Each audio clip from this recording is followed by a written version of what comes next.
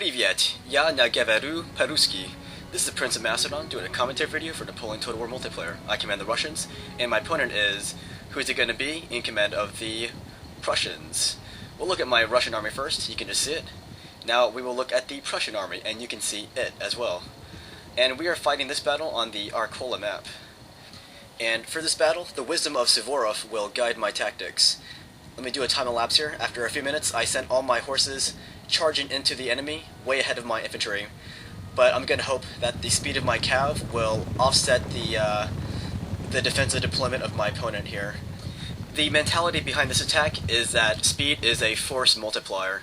So by attacking like this, like a madman, I'm going to hopefully offset my opponent's balance, and that will make my numbers bigger than what they really are.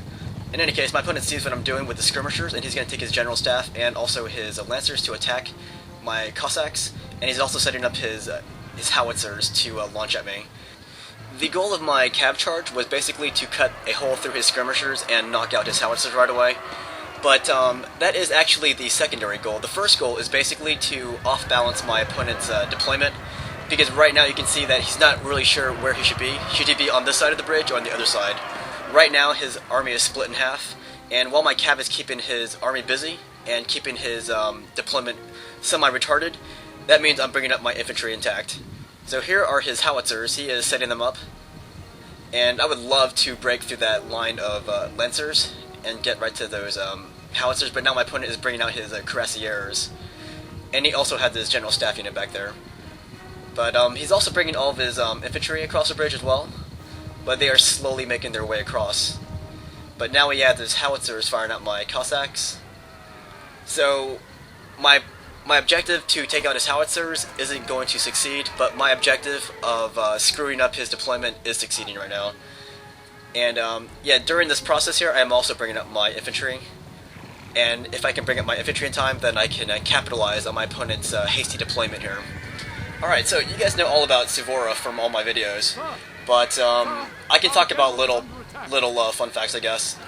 Just like the military commanders of modern times, Suvorov understood the importance of keeping his orders short and simple, so that they were easier to understand for his subordinates. So in honor of that, I'm going to show you the orders that I sent to my subordinates for this battle.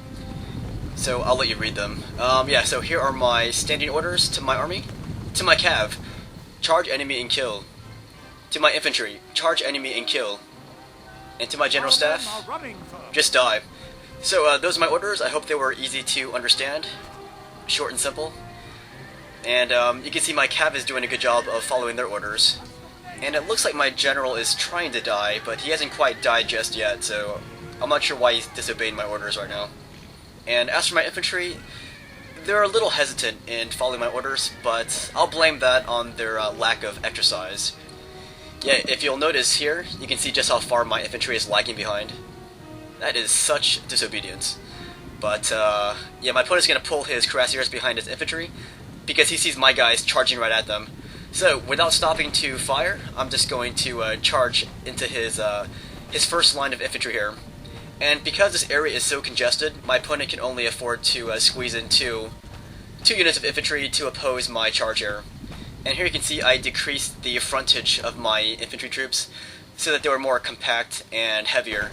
And that way I can squeeze in more troops into this small frontage here. It's almost a bottleneck that I'm charging into.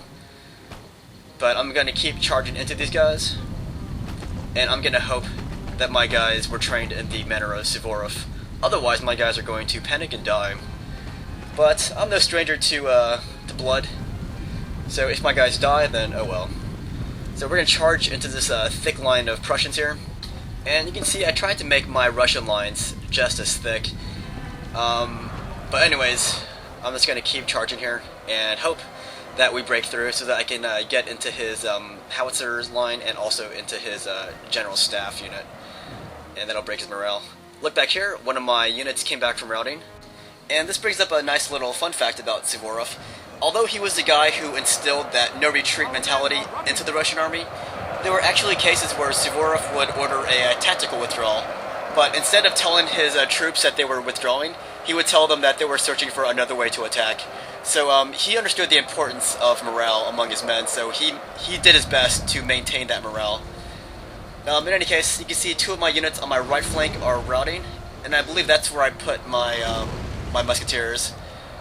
And on the left is where I put my lifeguards. So I'm hoping that the strength on my left of my lifeguards will penetrate. And here are my Cossacks who stopped routing. I'm going to swing them around and try to take out these howitzers. But my opponent sees what I'm doing, so he's calling up his reserves. So here come his grenadiers and the rest of his troops. And he's going to use them to protect his howitzers.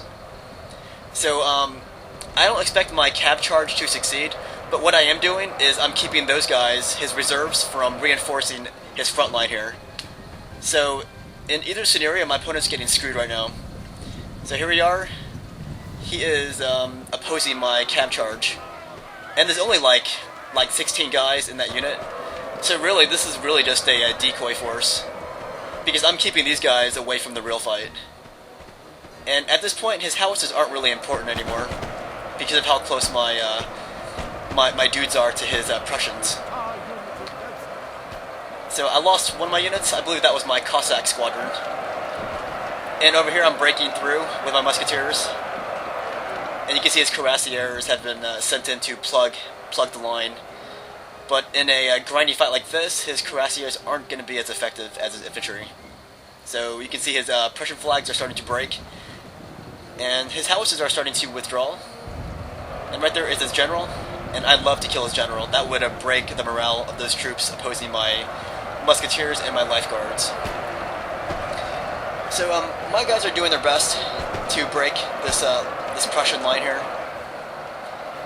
And oh, by the way, on the minimap, I am the blue ones, and my opponent is the red one on the minimap. It's kind of late to tell you that now, but oh well. And my opponent made the mistake of putting his guys into canister mode, because when he put his guys into canister mode, that means he is spraying the backs of his Prussian troops. So if anything, he should have kept his guys in long range mode. But I am breaking through this his infantry line, so now it's pretty much doomed for my opponent. Because now I'm going to surround his troops here. All I needed was that one penetration, and from there I can exploit my numbers here. And you're going to see that this is a more costly battle than my previous Russian battles. And I attribute that to the, well, one, because my opponent was defending the bottleneck. And two, I didn't really have any supporting units. I just had, I had no skirmishers, I had no artillery. So I probably would have had a better chance of not losing too many troops if I had more support units. Anyways, my opponent brought these Silesian Schützen behind, and that was really all he could do, because if he tried to cross the bridge, then he would have ran smack into my lifeguard. So he's going to try to go around. But honestly, by the time he gets around my troops, his guys are going to be dead here. So maybe it would have been better for his Schützen to just engage my guys in melee style, because it's going to be too late for them to get into action by the time they get there. Anyways, what is going on? Looks like both of us are losing tons of troops right now, but luckily his guys had the weaker morale, so when his guys broke, they are not going to come back. And here you can see the importance of maintaining the attack. If I stop the attack, that means my opponent might be able to gather his forces, maybe wait long enough for the rest of his troops to rally back, because in all honesty, I'm losing more troops than my opponent is. But by maintaining the attack, that is keeping my opponent off balance. And that was one of the trademarks of Suvorov, that was to maintain the attack at all costs. And the reason why you do this is because when you launch the attack and maintain the momentum, that means that everything that you gained at the beginning of the battle, it'll stay yours. But if you stop the attack, then that'll give your opponent the opportunity to launch a counterattack and reconsolidate his lines. So you don't want your opponent to do that. And that is one of the trademarks of Suvorov. So my opponent has this one unit of heavy infantry, and he also has his Silesian Schützen coming behind me.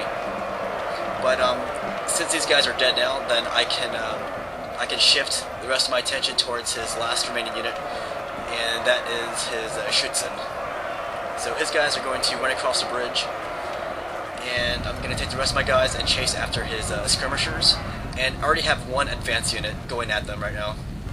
So let's hypothesize here. What would have happened if I would have sat back and let the opponent come to me? This is probably what would have happened. My opponent would have set up his army in the middle of the map, where there was enough room for his troops to deploy in a very pretty symmetrical formation, and in doing so, he would have brought up his artillery, and then from there, it would have went all downhill for me. So the object of Suvorov was basically to stop your opponent from doing that, and that is just to launch your own attacks, and that will keep things crazy and chaotic, and hopefully your troops are better prepared for that chaos. And I think chaos was the true essence of Suvorov. That was, he created the chaos, and his guys were better prepared for it. And that was pretty much how Suvorov won all of his battles. He pretty much launched all of these crazy attacks, and he never let his opponent recuperate.